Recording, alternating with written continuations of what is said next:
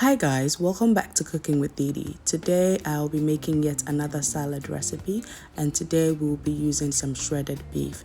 So I already fried some of the shredded beef, which is in the plate, and with the sweet corn, bacon, eggs, tomatoes, onions, seasoned potatoes, carrots and cucumbers, and of course our lettuce. Full ingredients in the description box. This is just a quick show of how I fried my seasoned shredded beef. You can use any method for the beef. You can pan sear it, you can grill it, but this was a faster method for me, so it was a personal preference. Not the healthiest of choices, but it worked fine for me. So once I was done frying the beef, once it cooled down, I assembled all my ingredients in the bowl, and it looked so pretty, so I decided to take a picture. Look at that. Lovely, isn't it?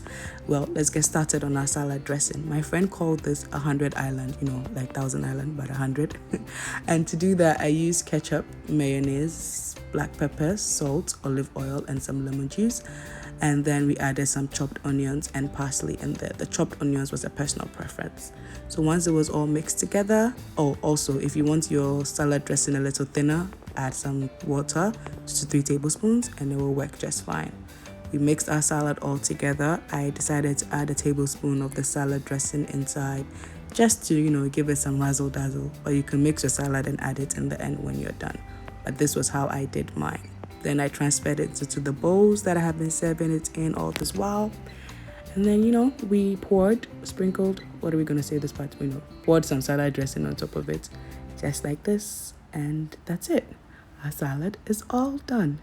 Quick and yummy recipe, and I hope you guys get to try it. The people that I served this to, they all enjoyed it. They literally cleared their bowls, and that always makes me happy. Once again, thanks for watching, and I'll see you guys in the next recipe video. Please don't forget to like, share, and subscribe if you aren't already a subscriber. Until next time, bye.